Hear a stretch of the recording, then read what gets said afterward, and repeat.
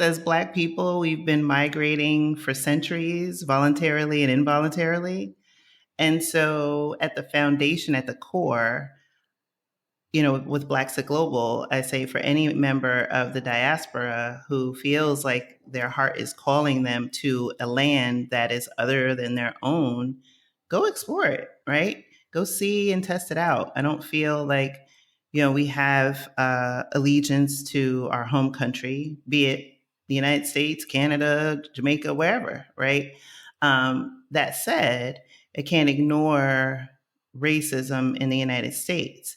And for some people, that is a very complex or taboo topic, but not when that's your lived experience, because that's your day-to-day. You don't get an off switch from it. That is today's guest, Chrishan Wright, the founder of Blaxit Global, a visionary platform dedicated to empowering the African diaspora to pursue a life abroad. She also hosts the podcast Blaxit Global, a bi-weekly podcast featuring inspiring conversations with trailblazing Black expats who, out of fear or frustration, left their country of origin to live out their wildest dreams abroad, which is exactly what we're talking about today. As one of the people leading the charge of this movement, she is here to share some insights into where it's at and where it's going along the way. We discuss her number one strategy for setting yourself up for happiness with a move abroad, which is all about taking a scouting trip to your new potential home country. You're going to learn how to structure one and why it's much different than your typical holiday. She also shares advice for introverts moving abroad who want to connect with a community, some of the best places to live abroad right now, why Portugal checked off all the boxes for her, giving you some ideas on how to create your own checklist, and much more happening in this show right now. So buckle up, strap in. Thanks for being here, and welcome to the Zero to Travel podcast, my friend.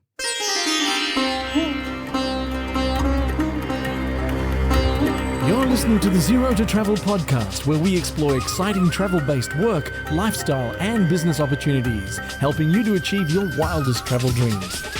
And now your host, world wanderer and travel junkie, Jason Moore. Hey, what's up? It's Jason here with ZeroToTravel.com. Welcome to the show, my friend. Thanks for hanging out, letting me bring a little travel into your ears today. This is the show to help you travel the world on your terms, to fill your life with as much travel as you desire, no matter what your situation or experience. We are kicking off Black History Month with this wonderful episode with Chrishan Wright. I thought it'd be a great opportunity to have her on because she is making history in the present day by leading the charge of the Blaxit movement through her community and her podcast, which just launched a new season. So you can check that out. We'll link to it all in the show notes. We're going to get into it now. Don't forget, if you haven't done so, sign up for our newsletter over at zerototravel.com/newsletter. It's free, goes out once a week. You can keep in touch. We got some exciting announcements coming up off the podcast, and the only way to get them is to be on the newsletter. So take a moment to do that if you haven't done so. And stick around on the back end of this conversation. I'll share a quote to tie this all together, which is part of a site definitely worth visiting. For now, here's my conversation with Chrishan Wright, and I'll see you on the other side, my friend. Cheers. Senhores passageiros, dentro de momentos, vendas novas. Ao desembarcar, tenha a intenção de grau e a distância entre a porta e a plataforma. Por favor, não se esqueça da sua bagagem nem objetos pessoais. Next stop, vendas novas. Chrishan Wright, welcome to the Zero to Travel podcast, my friend. Hey, thank you for having me. Thank you for being here. You're not too far away, like geographically, right? No. Tell everybody where you are. I am in Lisbon, Portugal. Yeah, nice. Beautiful city. Yes. You come from New Jersey, though, right? New York, New Jersey area? Yeah. Originally, I'm from New York City, from the Bronx, and I moved to New Jersey in probably like 2006. Okay. Yeah. Anything you miss about New York, New Jersey? I mean, the pizza there. You know what? Actually, I like the pizza here better. I do miss, though, I am a fan of the arts. So I miss Broadway. I miss the museums. I miss the cultural backdrop of the city. That part I do miss. But like the dirt and the lots of people and stuff, not so much. How is your Portuguese coming along? Because I was listening to your podcast and I heard that you were you were testing out a little Portuguese, and I was like, Yeah. right on. Because I know the struggle to learn another language is real. It is. It is. Eu aprendendo português. Eu falo inglês e pouco português. Nice. Have you been practicing it on the streets and kind of? Yes. Yeah. Where I live, in Lisbon, but I'm like just outside. So I'm more with natives than I am where tourists are. So there are no options for me to switch over to English, like at the at the grocery store, at the ATM. It's all like sink or swim, sister. Do you feel a bit more connected to the country since you've started to learn the language at all? Oh, most definitely. I am so grateful that I made the decision to move to Lisbon in April of 2022, coming off of my first scouting trip. And then now, since I've been here, watching the news, interacting with my neighbors, I'm picking up on words or just able to discern maybe not everything that they say, but a few context clues to figure out what they're trying to say, and then I can respond. Sometimes I can't, right? But the more vocabulary I have and the more I write down words, now when I hear them out in the wild, I can be like, oh, wait a minute, I know what that word is, and kind of figure out my bearings and such. Tell me about the scouting trip for you. What was that like? What was the intention? And maybe I'm also fishing a bit for somebody else that might be considering a move abroad, using a scouting trip as a sort of a test run. Sounds like that's what it was. Yeah. Yeah. I'm a huge proponent of scouting trips. I did my first scouting trip. It was technically a vacation that turned into a scouting trip in 2017 when I went to New Zealand, because actually that was where I originally wanted to move. And I wanted to see, especially since when I was a little girl, I used to journal about moving to New Zealand. And then as an adult, that kind of got away from me, came back, and then finally made it there in 2017. And so I wanted to try it on for size. I wanted to do things that were less touristy, but just kind of live my life and see how I felt navigating the country and, eating the foods and just everything being different, everything being new, right? It's like living your life in Technicolor and, I don't even know what they're up to, 8K, whatever it is. And so that was fun. And then I did scout New Zealand again in February of 2020, right before lockdown. And then 2020 happened and I launched the podcast. And then maybe around 2021, because my daughter was still, doing the whole quarantine homeschool thing. She was in her junior year of high school at the time. And she shared that me moving to New Zealand felt a bit too far once she's in college. And so I thought about it and I was like, you know what, that's fair. 29 hours is a bit much. So and there were other reasons, but that was really a big one. And we went to therapy, we talked about it. And then I went, on the quest to finding another country. I scouted Costa Rica in 2022. That scouting trip didn't go that great. And for those same reasons, I didn't do anything touristy. I just wanted to do my normal routine. And in that trip in particular, and nothing about the country itself, but just my ability to navigate it, as a digital nomad was a bit more challenging than I would have liked. And so that came off the list. And then that fast forward to going to Portugal in April of 2022. And I honestly did not think that there was a country that I would have that much joy and excitement about coming off of New Zealand, because that's always like my number one boo, my bae, like we're together. But Portugal exceeded my expectations. I felt safe. I felt seen. It's a beautiful country, beautiful people. Food is excellent. And so I knew that that was where I wanted to be. And then to the plus side, it was, really great metro system, excellent international airport, 6 hours back to the East Coast. So it checked off all the boxes. Yeah. Wow. Congratulations. Thank you. Is it living up to the expectations that you had at the time? Oh, yeah. Yeah. It's exceeded it. Every Awesome. day I consider myself grateful. I guess I could probably say like, oh, wow, this was my second choice, but I don't feel that way. Honestly, I feel like everything lined up the way it was supposed to. And I'm very, very happy that I'm here. There are always compromises along the way, right? With family and things like that. Sounds like your daughter in the end was really supportive of it kind of found the happy medium for everybody, which is really cool. I love the idea of thinking about you on these scouting trips and just kind of thinking, how do you get into that mindset of, is it like kind of sitting in the street, like, all right, let me just pretend I'm living here right now. Like, what does that feel like? Is that kind of because it's hard to go somewhere new and not run around and explore. Oh, it's like you have to sit on your hands in a way. So for me, I had some rules in my head. I didn't want to get distracted because, as I talked about before, I love museums. I love the arts.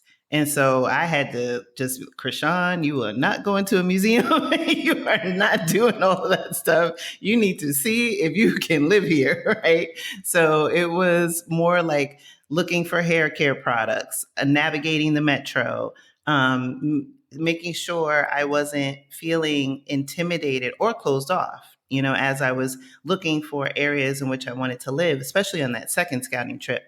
I started to, after the first scouting trip, I should say, I was torn between living on the coast by the ocean, because I love the beach, or living more towards the city. And so for almost a full year, it was just back and forth in my head trying to figure it out.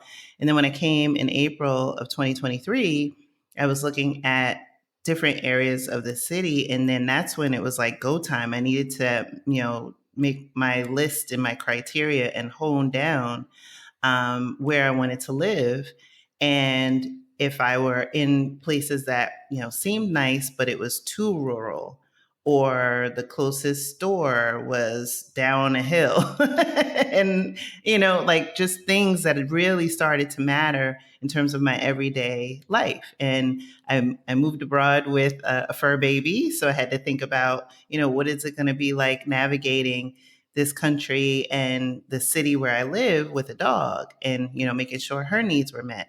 And so there were a lot of factors that ultimately I'm grateful that I did make the investment, not only time, but in money to do a scouting trip. And I highly recommend them. I'm actually hosting a scout house in August of 2024 for Black travelers who are interested in coming to Portugal and they want to kick the tires and kind of show them around, like, here are the things that you want to look out for. Think about the currency exchange, think about your banking, timing, credit card payments on the US side, just all of the things that in the moment you're in the euphoria and the newness and the patina hasn't worn off yet of the country. It's all of that allure.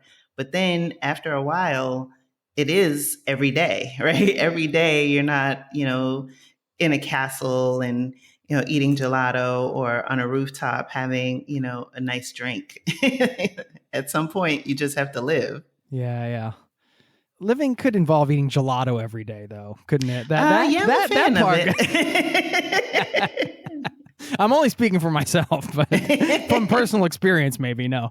I love that you're showing people a country in that way and kind of letting them, like you said, kick the tires. It's one of the things you mentioned is when you were walking around on the scouting trip, you said you felt seen. Can you talk about that? Yeah, I'm a native New Yorker, and so in a city where there's millions of people, sometimes that's hard to feel like you're seen because everybody's go, no eye contact. There's interactions tend to be, especially just in America in general, right? It's very much an individualistic society as compared to some that are more centered around the collective. And I didn't know that perspective until I started to travel outside the borders of the United States and started to embrace, other cultures and be in a position of learning and growth. And so when I went to New Zealand, that's when I got that first taste. And I was like, what? Walking down the street and people saying hello, making eye contact. And also just the division, of when they see me. Nobody was trying to read who I am. Even in Portugal, most people, when they approach me, regardless of skin tone, they speak to me in Portuguese. And so I feel, and I've always felt in other societies, that I was seen, I was embraced, I wasn't othered.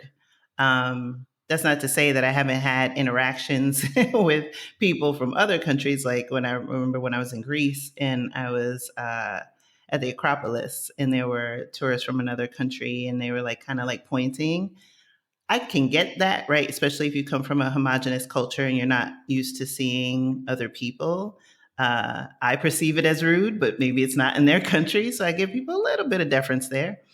But nevertheless, that was what I wanted. I wanted to be embraced because where I grew up in Co-op City in the Bronx, I knew my neighbors. My neighbors knew me. I had cousins in almost every building. And so as an adult, it was just like in the States, we tend to get in these silos. You have your work friends and you may have your core people, but sometimes you're not, especially I guess in New Jersey, New York metro area, not always able to see each other because everybody's busy, right? Everybody's dashing off to something else. And then you kind of get in these, like I said, just silos. And since I've been traveling abroad, and then most definitely since I've been living abroad, I have been so overwhelmed by people embracing me, having such great connections. Actually, after this interview, I'm going to meet with one of my members who's in his 70s, who's here with his grandchildren. And it's just these connections that I wouldn't have otherwise have had I not extended myself and put myself out there. So that I feel is a true gift. I love that. And you're paying it forward by also connecting people through your community, Blaxit Global. Well, we're going to link to all this stuff because you have, so like the trips you mentioned, you have a Move Abroad course and Blaxit Global, the community dedicated to educating, informing, empowering, and inspiring brothers and sisters of the African diaspora to pursue a life abroad, which is really this movement. And I found out about it when I came across this LA Times article titled "America Does Not Deserve Me, Why Black People Are Leaving the United States." And I was like, I have to talk to somebody from this article here. And that's how I found your work. This conversation has to start with racism in America, right? Past and present. In terms of Blaxit, can you talk about the movement? I have a lot of questions around that. Yeah. So the movement, in some ways isn't foreign in a way because as Black people, we've been migrating for centuries, voluntarily and involuntarily. And so at the foundation, at the core, with Blaxit Global, I say for any member of the diaspora who feels like their heart is calling them to a land that is other than their own, go explore it, right? Go see and test it out. I don't feel like, we have allegiance to our home country, be it the United States, Canada, Jamaica, wherever, right? That said, I can't ignore racism in the United States. And for some people, that is a very complex or taboo topic, but not when that's your lived experience, because that's your day to day. You don't get an off switch from it. And so, it's interesting that with all of the people that I get to have the pleasure of meeting throughout my travels and since creating this platform, despite differences in age, geography, family of origin, profession, education, income, the list can go on in terms of, demographics and psychographics, etc. We're all singing the same Negro spiritual that our ancestors, like James Baldwin and Josephine Baker and other luminaries, Richard Wright, had before. The plight is still the same. Feeling the brunt and the effects of racism, oppression, disenfranchisement, discrimination, microaggressions. And for a lot of us, 2020, including the murders of George Floyd, Breonna Taylor, Ahmaud Arbery, and the many that have followed and the ones that preceded, but definitely 2020 was, I wouldn't even say a wake-up call, but for many people, including myself, a flipped, switch got flipped. And it was go time. It made it very clear that for some people, they believe that, slavery ended. And others, like myself, feel like everything that has followed has been an optimization from the nation's original sin. And until America is able to confront that in a meaningful way, these issues are going to persist. There is a deliberate reluctance. There's always a kick the can. This is not the right time. Why should I pay for something my ancestors did? All of that other things. But my mom picked cotton, right? When she was a little girl. My grandmother and grandfather are buried in a segregated cemetery. My grandmother's land in Florida has a highway running through it. So you can't tell me, and I'm still alive, and my mother's still alive, you can't tell me that it was so long ago, because this is our lived experience. And so for people who have chosen this path or are considering this path, it is challenging because oftentimes you're the first in your family to do this and in your peer set. So you're getting the, oh my gosh, why would you do that? Then you have the macro society telling you, oh, America's so great. And, this is the land of the free and the home of the brave. But your lived reality is in conflict. And so what Blaxit Global does is create that safe space for people to have the ability to vent, to have the ability to, hear and be supported and be seen and be affirmed, because they know when they go to work or around their family that that's probably not the best environment, and not because their family may not love them, but it's because there's been a conditioning over time and to some an acceptance, or not even acceptance, but just exhaustion, and said, I can't keep fighting. And so now for some of us, we've taken the fight abroad. We still stay connected to our family. We still find ways to support and to still raise these issues, but I don't have to be on American soil to do that. Can you talk about your experience with racism in America, like your personal experience? Oh, sure. I mean, there's been so many. It's been so many. There were things like, I remember in grad school, a student having an issue about the fact that I had a fellowship. I had received a fellowship, and I was just like, been definitely discriminated against in employment. I remember one in particular, this employer, and I was being trained to kind of go into a higher level to replace someone else. And I was filling in, thought I had it in the bag, found out I did not have it through an email when they announced who the candidate was. And it was just like, oh, but you're still of childbearing age. And I was like, wait, what? Like, what? There's just been, whether it's racism or sexism or all of the isms,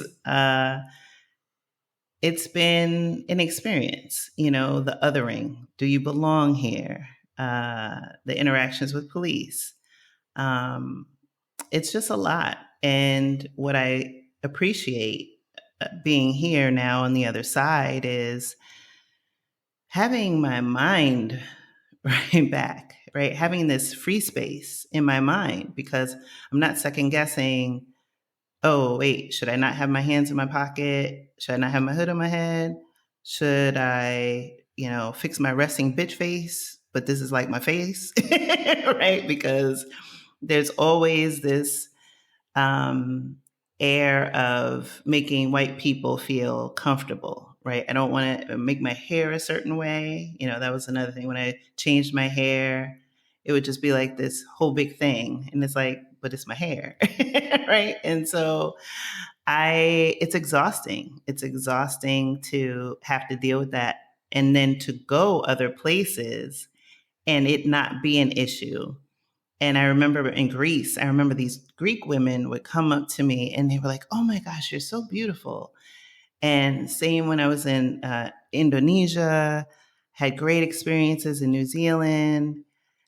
And I was like, wow, like I don't get that at all in my home country. Like, and not in a fetishy kind of way, or I'm trying to butter you up because you're a tourist.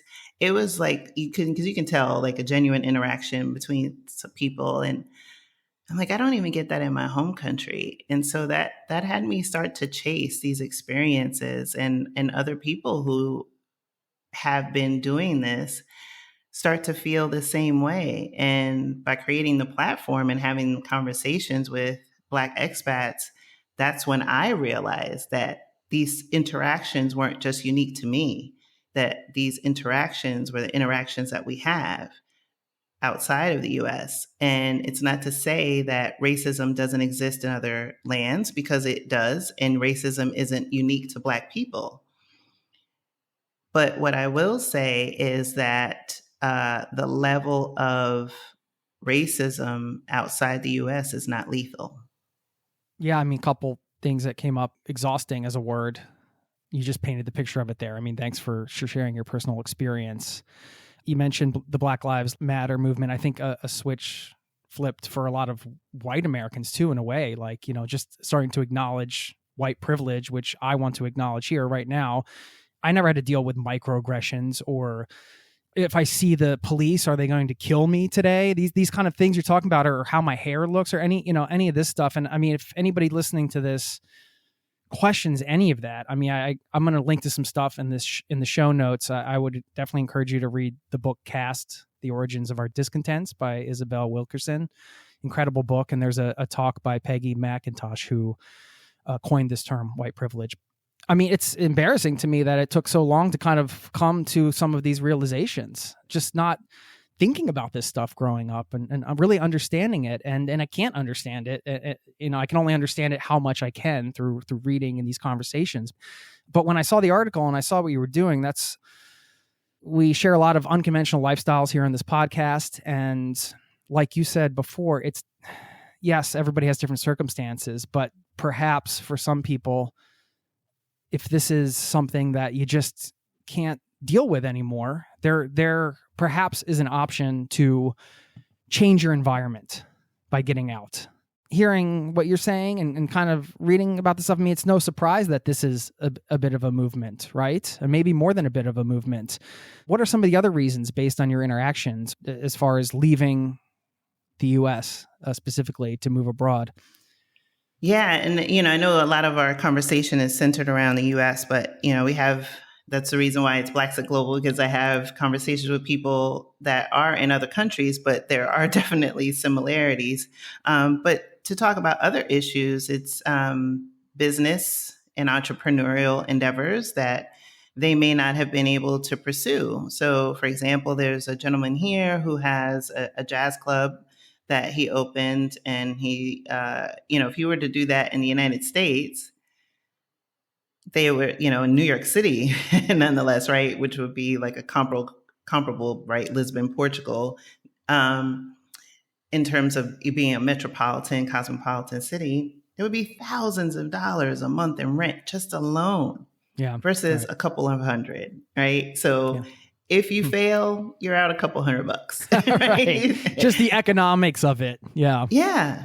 And also, you're not dealing with, okay, if I want to give birth to this idea, Do I have to worry about going to the bank and having somebody give me a higher interest rate or a landlord charging me a higher rent, right? These are things that run in the background of your mind, not just because we have free time on our hands and want to be conspiracy theorists. It's because there are real issues of systemic racism that exist. We see that there are people who have been unable to sell their homes or get, a lowball rate for their home just because they had a picture of themselves in the home. But then when they get rid of all the pictures or they swap it out for, a white homeowner, surprisingly, the value goes up a couple $100,000, right? So it's not conjecture. Some people, one of my members, actually, she and her family moved here 2 months ago and bought an entire building, and they're renovating it, and they're going to have apartments, that they're going to have tenants and maybe like one short-term rental. But where can you buy an entire building, right? And for the same price that you would, I wouldn't even say a starter home in the States, because I know starter homes in the States are now like $500,000, but surprisingly considerably less, right? And so again, there's a lower barrier of entry. And so when you know that there are things that you have wanted for yourself, that for many of us, irrespective of race really, is the closer you get to goals sometimes, the further the yardstick moves, right? You're just about to grasp it. And then it's like, oh, we're going to move it, right? Before you only needed, half a million to retire. Now they're talking 10 million, right? And it's just like every time you get close, the yardstick moves. So whether it's entrepreneurial pursuits, real estate endeavors, some people want to pursue education, and we know now I have 2 children in college that I'm paying for. It's expensive. And then just quality of life, and in that healthcare, right? We know healthcare is ridiculously expensive in the United States. And so people who are coming here are really grateful that they know that if they get sick or need some treatment, that it's not going to bankrupt them. There's the issue around, the quality of the food. You're not laden with preservatives and chemicals, and just wanting to have an ease of living.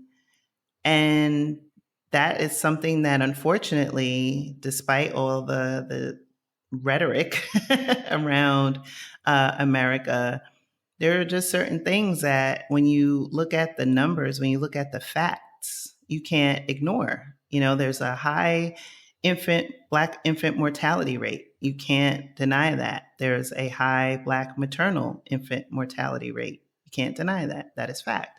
So when you look at it and you realize we all have a finite amount of time on this floating rock called Earth, how do you want to spend your time? And for some of us, we've gotten to a point where continuing to exist, and really it's just that, an existence, wasn't sufficient.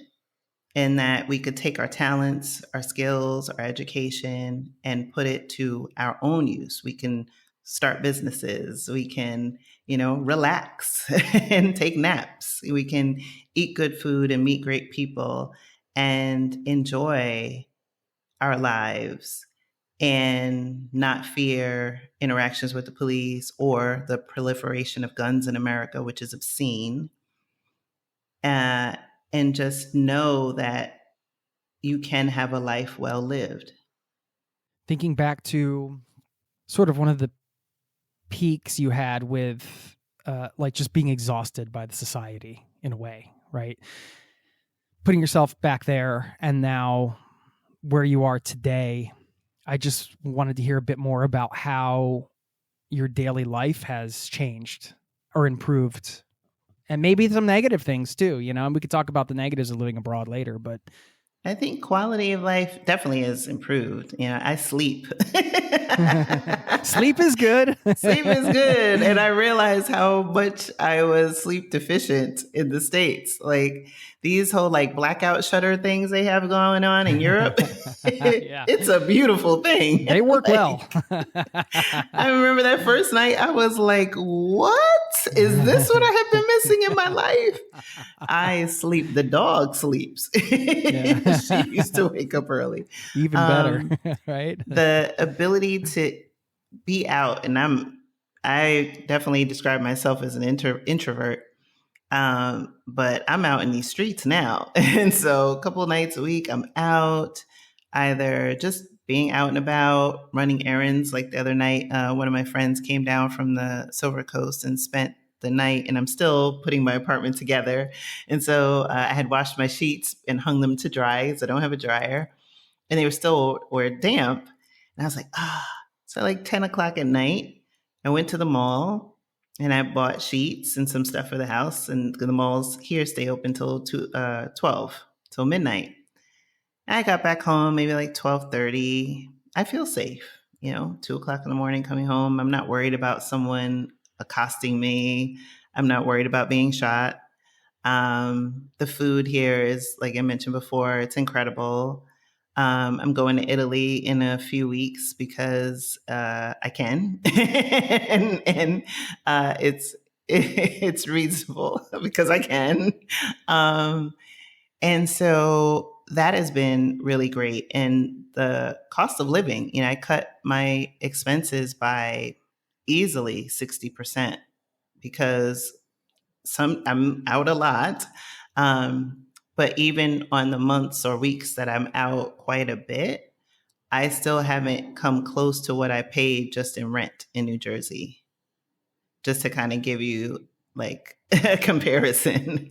And so I love my new life, and I am glad that I invested in me and I put the time and the intention to make this decision. It was a long time coming. As I mentioned, I've been wanting to live abroad since I was a little girl. And so for me, yes, there were some external factors and that we discussed, but this journey was a seed that was planted a long, long time ago. And sometimes we have these desires in life that kind of go away from us and we don't get to make that happen. We don't get to see it come to fruition for a variety of reasons. And I'm glad that I chose me. Yeah, I'm so happy for you. That's incredible. It's almost like you can't go wrong if you go back to one of those childhood wishes and fulfill it. You almost can't go wrong, I think. Yeah. Where do you think that came from? You mentioned that before, journaling, talking about New Zealand as a child, just like having that desire so early on. Yeah, I don't know. I was always bookish as a child. Spent a lot of time in the library, and I had this globe in my room, and I remember I used to spin it, and I don't know if it was something I heard in class or what, but New Zealand was it. And I used to journal about it. I told my mom my life plan was when I turned 26, I was going to be a corporate lawyer living in New Zealand. And when I turned 26, I was graduating with my master's. I had spent maybe 4 years at that point working in the legislature in New York politics. And I was pregnant with my son. And so, like I said, life took on its life. And as that happened, the dream came further and further away. But I call this year in particular a return to self. Nice. Do you have a theme for each of your years in that way? Yeah, I try to. Yeah. Okay. What are you thinking about for the coming year? Wow. One thing that I have definitely been happy about with this move is that I have stopped this habit of time warping. I used to spend a lot of time in my head and ruminate, and time warp and time shift. I would shift to the future, or I'd go back to the past and replay things, or jump to I can't wait till when. And now I don't do that anymore. More in the Now I'm present taking moment it kind of as it thing. is. Yeah. Yeah. So I would say that for 2024, I'll just see what happens. Love it. You mentioned being an introvert. Well, two things. I was wondering, first of all, how the moving abroad experience is if you tend towards being an introvert. Obviously, this is very much individual personality, but generally speaking, you would say when an introvert is less likely to maybe like go out, might be harder to put yourself out there to meet people, sort of that sort of thing. And, that can be one of the big challenges of moving abroad, of course, is finding a new group of friends and community and all that. So wondering if you could share advice around that. And also you're running a community as an introvert, which is helping to connect people. For yourself, how do you embrace who you are and still step into that role that I don't know if that's uncomfortable for you at times, or how you manage that, or any tips you can share? Yeah, I still, even though I saw this, I don't know if you saw it, there was this meme floating around yesterday where it was someone, a traveler, was saying like, oh, I was misdiagnosed as an introvert because I'm really a travelvert. Like this whole new aspect of my personality comes out whenever I'm abroad. And I laughed because I'm like, oh my gosh, that is me. Because when I am outside, I do enjoy now, and that started on the trip to New Zealand, discovering aspects of my personality that I never knew existed. I'm afraid of heights, and I hiked a volcano, and I went ziplining. I don't know how to swim. I went kayaking, and I've done stand-up paddleboarding. And I'm like discovering these aspects of Chrisahn that I even created stories around. And so the gift of this chapter of life is challenging my own beliefs and perceptions about myself, about others, about how I see the world. And then through the community that I've created in Blaxit Global Passport, which is our private community, this cohort, there was about 12 of us that moved to Portugal between late August to early September. And we have, this tight like cohort, right? I threw a freedom party, and not only to celebrate our respective journeys, but, the collective came out to celebrate not only us, but themselves. Because when you're on the journey, you don't always get to enjoy or acknowledge the atta girls and the atta boys, so it was just a time to see like, this is how far we've come. And, I've also had a member that this year moved to Thailand. Last year, a guest on the podcast, season 5, she moved to Vietnam. And so just being able to put people in connection with different resources to support, because it can be very isolating. There are times, and I think the gift for me is this isolation at times that's self-imposed allows me to be self-reflective as much as it does introspective.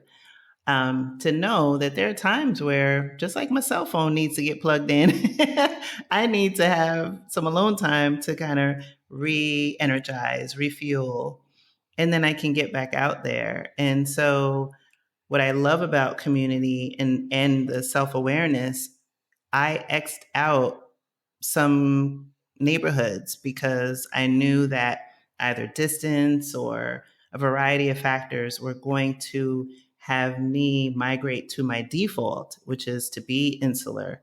And I know that that was not the goal for this journey. The goal of me moving abroad wasn't just to get distance and perspective from the United States, nor was it an escape. It was, okay, what do I want to accomplish during this time, this chapter in my life? And I wanted to get out more. I wanted to have time to go to museums. I wanted to, travel to other countries within Europe and the continent of Africa. There were things that I wanted to do. And so when I say to anyone, one, get in where you fit in, but most importantly, understand your why, because your why is going to fuel you through those days where your lived journey is not matching up with what you either heard on a podcast or saw in an Instagram story or in a YouTube video. That's going to help you on those days where you're at immigration for half the day or trying to get money out of the bank and something's going wrong and you're like frustrated. You need to remember, it usually is not a today problem. And sometimes the things that I know for me that have rattled me in the past barely get under my skin now. And I think that comes from community, having people around who can empathize and who have either walked that walk or something like that, and just peace. Yeah, I love that you, with the cohort, took the time to just acknowledge how far you'd come. I think that's something we don't do enough as humans, right? Just kind of be like, wait a second, look at what we've done here. This is pretty cool, I mean, Yeah. You know how it is in the States. I mean, it's like that striving mentality of like, Yes, got to get to the next level and bigger and all that kind of stuff. And it's like, well, hold on here. Let's just celebrate where we're at right now. It's a nice thing. It's one of those things that, you don't, every time you do something, it's not to say you always have to get like a pat on the back, but, again, the individualism and the capitalist society that is America, it's all about, accomplishing and consuming and, rinse and repeat. And I want to be me. I want to be Chrishan. And if you don't fit the mold, then you're like this outsider. And I know for me that wasn't going to sustain me. It was killing me. I had the, multiple six-figure job. I had the, degrees. I've done all these things. I've worked in politics, worked in television, worked in healthcare, worked in, like all of these industries and always in high level positions.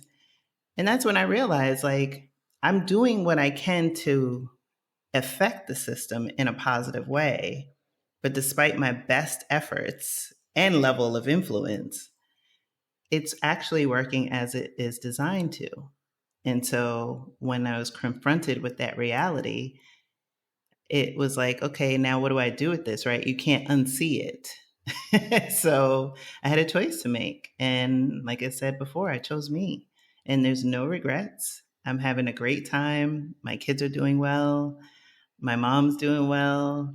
And now my daughter's coming on her winter break, and my brother's coming in the beginning of the year. And, it hasn't skipped a beat in that respect. It's definitely a great decision. And I know it's not for everyone. But if you have that calling, then you know what? Take the leap, or at least get curious, get in community and try it on for size. I would be high-fiving you right now if we were in person. I mean, Damn. maybe next time. When I come to Norway, because I still need to see these lights, these northern lights they're very elusive. When I went to Iceland, they hit on me. You do need to come up and see that. I was looking at some glamping cabin things in Norway today, and the tagline of one of them was like, tell me more. Look at the northern lights from your bed. I was like, yes, please. Sign me up for that. You have to share. I think maybe I have these people on the podcast. Maybe we can record something and while we're watching. Right. But well, vice versa. I'd like to come down back to Portugal. I'm always looking for an excuse to go there. Yeah, I've had the please privilege to go a couple times, and it's a wonderful place. Okay, so let me get your advice on. You mentioned the extensive corporate background you've had and working in politics and all the different things you've done, and now you work for yourself. Mm-hmm. How has that transition been? Having any advice for people getting into their own thing and choosing themselves, as you said? Absolutely. All right. Lay it on us, because we need it. Blaxit Global wasn't my first entrepreneurial endeavor. So the first one was Propel Media Group, which I started after I got laid off from a job, probably like maybe my second layoff or third, who knows, at that point. Once the first one happens, and it's just like, you're off to the races. I started like, that's no sweat. I'm good. Been through this before. Right. So I loved Propel Media Group, and I did have some successes with it. But what I realized, and I'm so grateful I did have that experience before creating Blaxit Global, was it taught me about my assumptions. I assumed because I had this amazing career and awards and recognition, that'll stand on its own. And that was a false assumption. And I had to start putting myself out there. And that's when I started to, get traction. Also, not all money is good money. And so I had to stop chasing every opportunity or jumping at every opportunity. And again, that was just something that I needed to learn. What I appreciated once I did make the switch back to corporate was I didn't get rid of Propel Media Group. I kept it, just slowed down the clientele and just kept it on the side, because what it taught me was that I did not want to have 100% of my income solely coming from my corporate endeavors, from my job, because that is high risk. Anytime there's something amiss, you're primed for a layoff. And so it helped me to think about, my emergency funds, to think about my long-term goals. And then at some point, I was able to close the door and put that to bed, because at that time I was, I had taken on a huge responsibility leading digital marketing for the Advil brand. And it was eating up a lot of my time, as well as other brands that I had worked on. But Advil in particular was eating a lot of my time.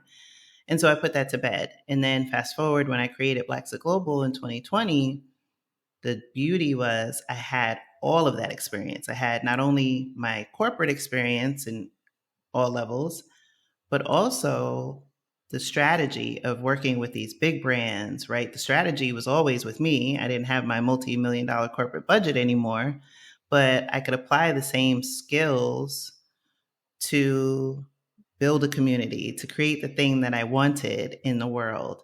And so with that, I was able to take and be more deliberate and intentional. And that for me is how I was able to create Blaxit Global in a way that was sustainable. We used to have a Facebook group that got to almost 10,000 before I, hit the kill switch on it, because I wasn't serving in a way that was authentic to me. And I pivoted to our private community, which doesn't have nearly as many people, but it's my favorite thing, because I show up in a way that is sustainable. I show up in a way that's authentic. And so that's where I feel for anybody who's starting out, I say, take the risks, right? And take measured risks, because the payoff is great. You don't know what's on the other side of opportunity if you keep playing small, if you keep playing safe. You already know it's there, right? But when you take that leap and you go into the other side and you use your experiences, good and bad, because they're helpful for you in terms of learning, you can apply that knowledge. Some of it you might use in your next endeavor. Some of it might be something that you can pass along to someone else to help them on their journey and pay it forward. And so, like I said, I'm a huge proponent of people, taking a risk, but definitely go at your own pace, because, you don't want to be a flash in the pan. You want to have that simmer and be sustainable. Yeah, that's great advice. The travel version of that was going back to what you said in the beginning with the scouting trip. That's kind of like a travel version of that, a measured risk. It's like, let me go and test the water, see how it feels. I love that advice for business too. In terms of the Blaxit movement, you mentioned, some people in the community and on the podcast, like Vietnam and Thailand. I've heard Costa Rica, and you're in Portugal. What are some of the cities that are sort of the places to look at, the most popular cities for this movement? And if anybody's listening and they want to explore, of course, we're going to have all your resources and links to your podcast and all that stuff. What are you seeing in terms of the trends of the best places to move abroad? Oh, great question. So definitely high on the list right now is Lisbon. There's a lot of interest. Just a few weeks ago, I held the Move to Portugal virtual summit with our Black Utopia. We combined forces and helped people. We had lawyers, we had the whole thing, immigration attorneys, business attorneys, like the whole one-stop shop, I should say. So that's the first one. Spain, because there's a digital nomad visa, and because Portugal has had some recent changes within its government and taxes that have given some people pause in terms of investment or making the move. I would say Ghana. Ghana is definitely one that is of interest, as well as South Africa. Let's see, Mexico City, San Miguel de Allende. Let's see. And where else? Oh, Indonesia, of course, Bali. A lot of people gravitating there. And then some that you don't hear talked about a lot, like Colombia.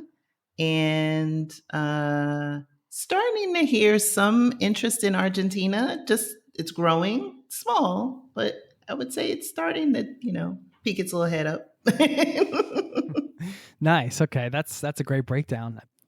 It's cool to hear because you have this wide perspective on where people are going, and through all the conversations and interactions being at the heart of the movement. That's why it's this really, it's interesting to hear kind of what you're seeing on the ground in terms of where people are going. Yeah, of course, it's always going to be a question of visas too, like matching the sort of the potential ideal daily life with the reality of, can I actually figure out how to get permission to stay if I like it, and so on. It's great that you're putting together events where you have lawyers and things like that, because that is the not so fun part of it, right? The fun part is like the, hey, I can imagine, living here and sipping my espresso on this balcony, looking at this view. And then there's like you said, the half day or the day in the immigration office or whatever. But, you have to have one to have the other. That's exactly. And I just got my residency last Thursday. Congratulations. Thank you. Yeah, that's huge. You. Awesome. Thank Another you. high five moment that we can't do, but we will do it at some point. What don't you like about living abroad? Yeah, there are some things. Yeah. I mean, maybe there's more like, hey, these are some of the things that I don't like that you might have to deal with, but it's part of life abroad or something, I don't know. What's coming to mind? It's not all popcorn and lollipops. Right.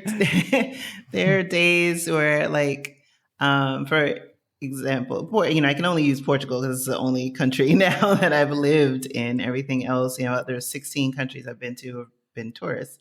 But there are creature comforts that aren't as readily available.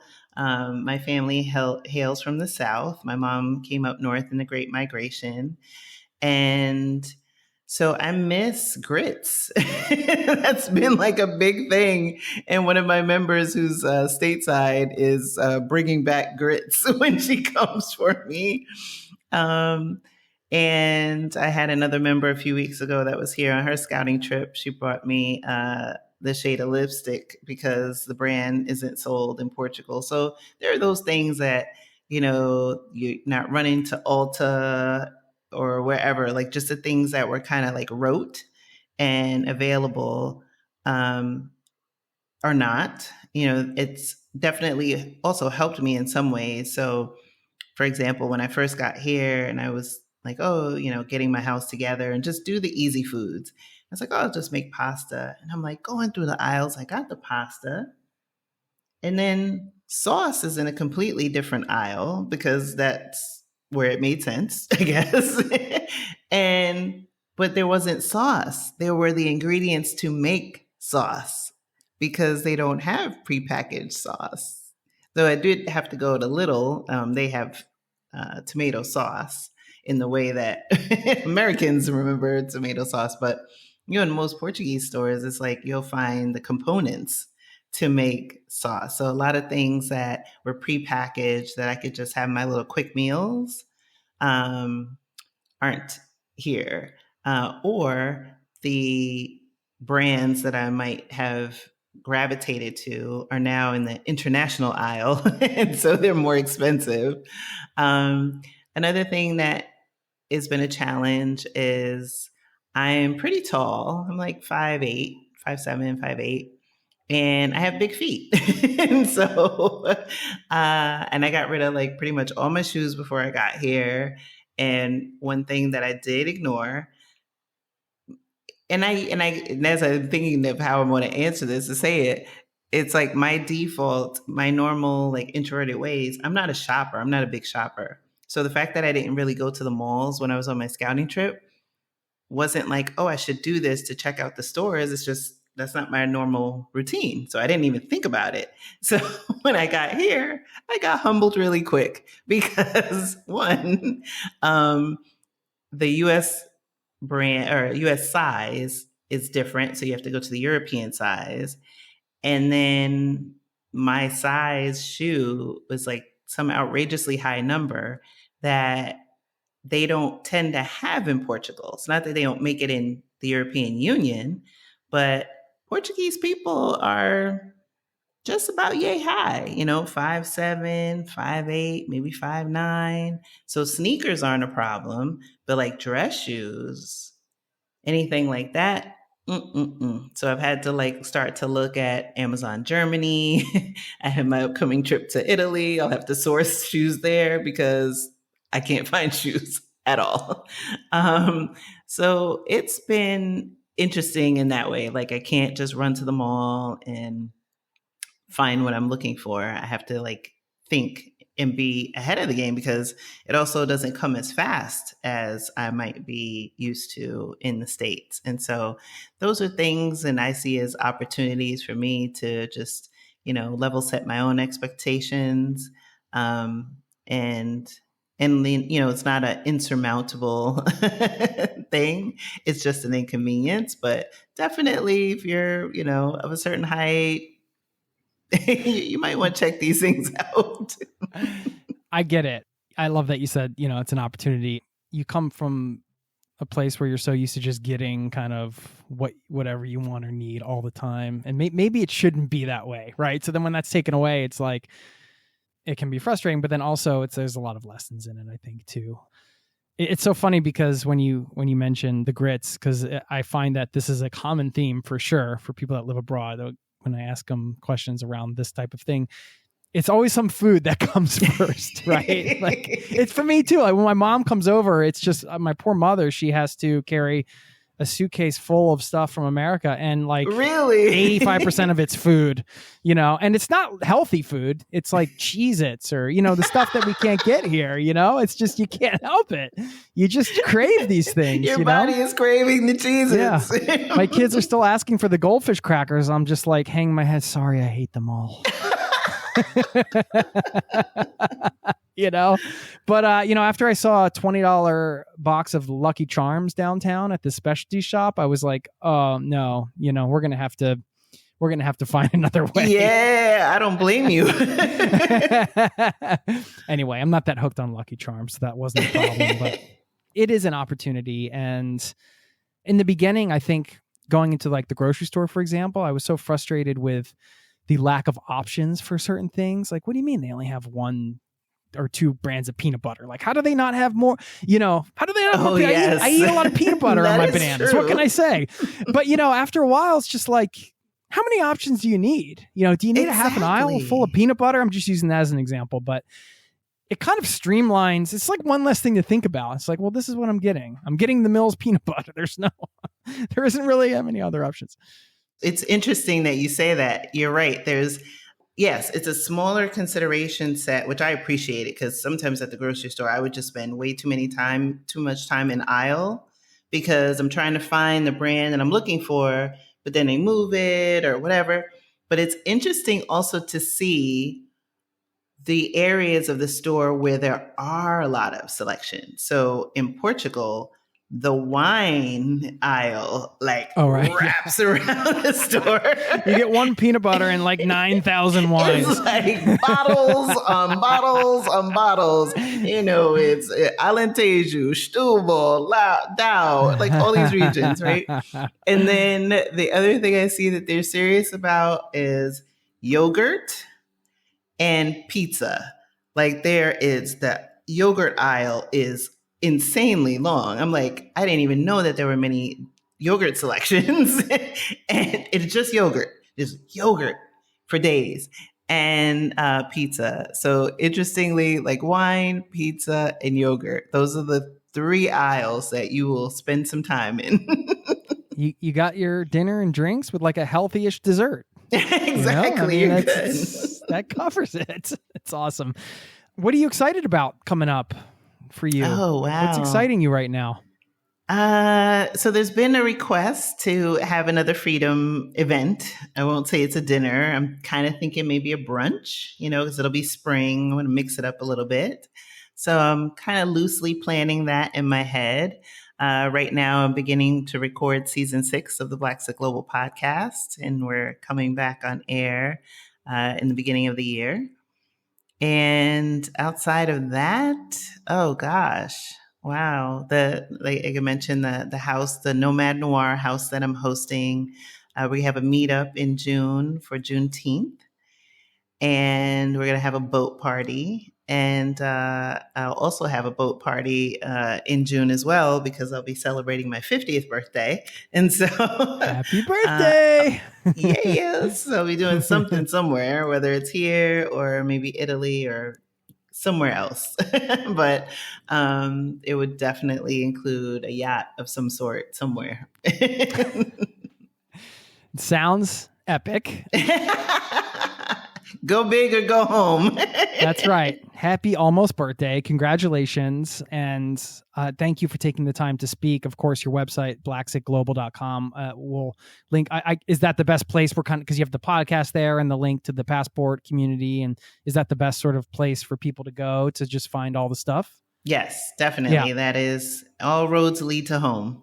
Okay, cool. Well, I admire the work you're doing and the fact that you're leading the charge as part of this movement and helping people that want to move abroad do it, providing the tools and the resources. Like you said earlier, putting the thing out in the world that you wanted to make to help people. And you're doing all that work. And I just appreciate it. And I appreciate your time today and sharing your story and just having the conversation. I hope we can stay in touch. Oh, most definitely. Jason, thank you so much for the invitation to be on your show. This has been an incredible conversation. I'm so glad we had it. I look forward to seeing you when I come to Norway, because I am. Yes, let's do that. Next time you'll hear us in person, and we'll be high-fiving for real. That's right. Take care. Thanks again. Thank you.